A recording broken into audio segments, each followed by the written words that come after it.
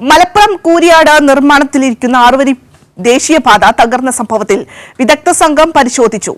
ദേശീയപാത അതോറിറ്റി നിയോഗിച്ച 3 പേരടങ്ങുന്ന സ്വതന്ത്ര വിദഗ്ധ സംഘമാണ് തകർന്നതിന്റെ കാരണവും നവീകരണ സാധ്യതകളും പരിശോധിക്കുന്നത്.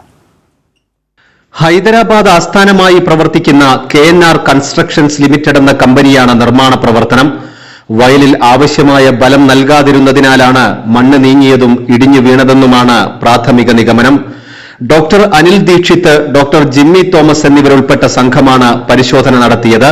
റോഡ് തകർന്ന കൂരിയാടും വിള്ളലുണ്ടായ തലപ്പാറയിലും സംഘമെത്തി. ഇവരുടെ റിപ്പോർട്ടിന്റെ അടിസ്ഥാനത്തിലാവും നിർമ്മാണം പുനരാരംഭിക്കുക.